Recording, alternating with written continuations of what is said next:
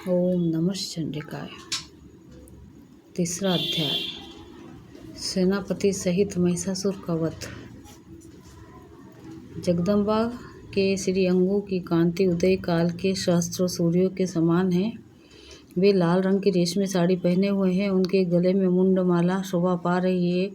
दोनों स्तनों पर रक्त चंदन का लेप लगा हुआ। वे अपने कर कमलों में जप मालिका विद्या और अभय तथा वत नामक मुद्राएं धारण किए हुए हैं। 3 नेत्रों से शोभित मुख विंदर की बड़ी शोभा हो रही है। उनके मस्तक पर चंद्रमा के साथ ही रत्नमय मुकुट बंधा है तथा वे कमल के आसन पर विराजमान है। ऐसी देवी को मैं भक्तिपूर्वक प्रणाम करता हूँ। ऋषि कहते हैं, दैत्यों की सेना को इस प्रकार तहस नहस होते देख महादैत्य सेनापति चक्षुर क्रोध में भरकर अंबिका देवी से युद्ध करने के लिए आगे बढ़ा। वह असुर रणभूमि में देवी के ऊपर इस प्रकार बाणों की वर्षा करने लगा जैसे बादल मेरुगिरी के शिखर पर पानी की धार बरसा रहे हो। तब देवी ने अपने बाणों से उसके बाण समूह को अनायास ही काटकर उसके घोड़ों और सारथी को भी मार डाला। साथ ही उसके धनुष तथा अत्यंत ऊंची ध्वजा को भी तत्काल काट गिराया। धनुष कट जाने पर उसके अंगों को अपने बाणों से बीत डाला। धनुष रथ घोड़े और सारथी के नष्ट हो जाने पर वह असुर ढाल और तलवार लेकर देवी की ओर दौड़ा। उसने तीखी धार वाली तलवार से सिंह के मस्तक पर चोट करके देवी की भी बाईं भुजा में बड़े वेग से प्रहार किया। राजन, देवी की वहां पर पहुंचते ही वह तलवार टूट गई। फिर तो क्रोध से लाल आंखें करके उस राक्षस ने शूल हाथ में लिया और उस महादैत्य ने भगवती को भद्रकाली के ऊपर चलाया। वह शूल आकाश से गिरते हुए सूर्यमंडल की भांति अपने तेज से प्रज्वलित हो उठा।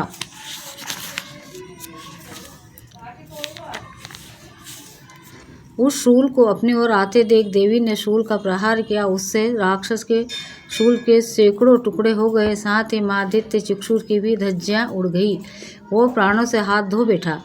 महिषासुर के सेनापति उस पराक्रमी चक्षुर के मारे जाने पर देवताओं को पीड़ा देने वाला चामार हाथी पर चढ़कर आया। उसने भी देवी के ऊपर शक्ति का प्रहार किया, किंतु जगदम्बा ने उसे अपनी हुंकार से ही आहत एवं निष्प्रभा करके तत्काल पृथ्वी पर गिरा दिया। शक्ति टूटकर गिरी हुई देख चामार को बड़ा क्रोध हुआ। अब उसने शूल चलाया, किंतु देवी ने उसे भी अपने बाणों द्वारा काट डाला। इतने में ही देवी का सिंह उछलकर हाथी के मस्तक पर चढ़ बैठा और उस दैत्य के साथ खूब जोर लगाकर युद्ध करने लगा। वे दोनों लड़ते लड़ते हाथी से पृथ्वी पर आ गए और अत्यंत क्रोध में भरकर एक दूसरे पर बड़े भयंकर प्रहार करते हुए लड़ने लगे। तदंतर सिंह बड़े वेग से आकाश की ओर उछला और उधर से गिरते समय उसने पंजों की मार से चमार का सिंह धड़ से अलग कर दिया। इसी प्रकार उद्दग भी शिला और वृक्ष आदि की मार खाकर रणभूमि में देवी के हाथ से मारा गया तथा कराल भी दांतों, मुक्कों और थप्पड़ों की चोट से धराशायी हो गया। क्रोध में भरी हुई देवी ने गदा को चोट से उद्दत का कचम्वर निकाल डाला। भिंदीपाल से वशकाल को तथा बाणों से ताम्र और अंधक को मौत के घाट उतार दिया। 3 नेत्रों वाली परमेश्वरी ने त्रिशूल से उग्रस, उग्रवीर तथा महाहनु नामक दैत्यों को मार डाला। तलवार की चोट से विडाल के मस्तक को धड़ से अलग कर दिया। दूधर और दुर्मुख इन दोनों को भी अपने बाणों से यमलोक भेज दिया।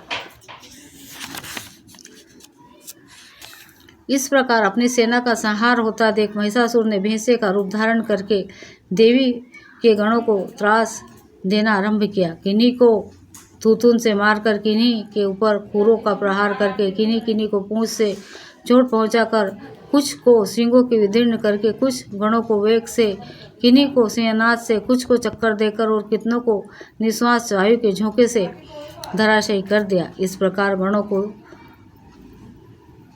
सेना को गिराकर वह असुर महादेवी के सिंह को मारने के लिए झपटा। इससे जगदम्बा को बड़ा क्रोध हुआ। इधर पराक्रमी महिषासुर भी क्रोध में भरकर धरती को खूर से खोदने लगा तथा अपने सींगों से ऊंचे ऊंचे पर्वतों को उठाकर फेंकने लगा,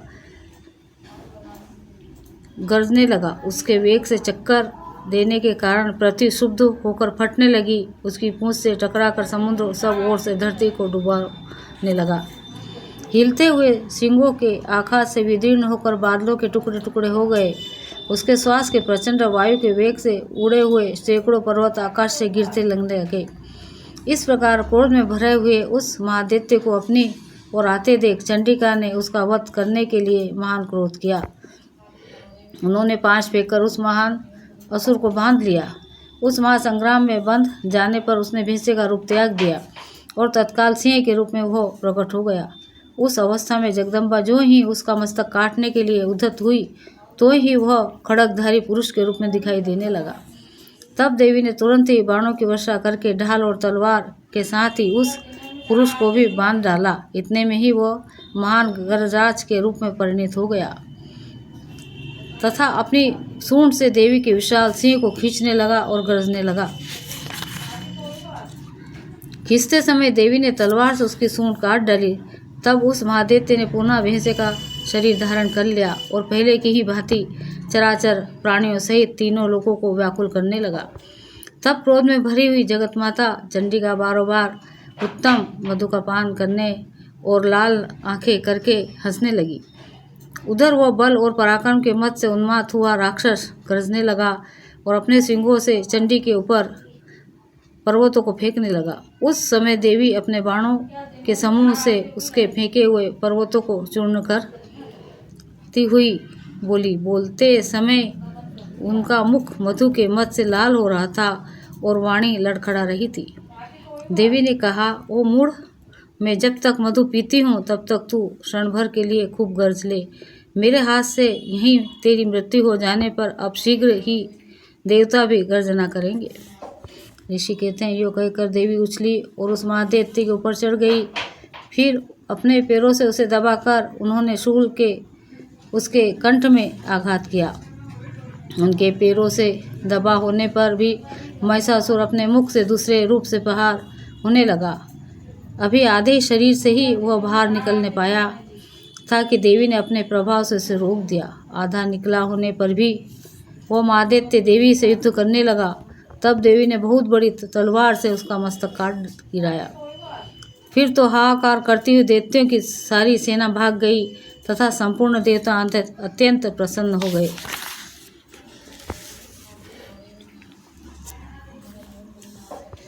देवताओं ने दिव्य महर्षियों के साथ दुर्गा देवी का स्तवन किया। गंधर्व राज गाने लगे तथा अप्सराएं नृत्य करने लगी। श्री मार्कंडेय पुराण सर्वाणी के मान्यंत्र की कथा के अंतर्गत महिषासुर वध नामक तीसरा अध्याय। ओम नमः चंडिकाय।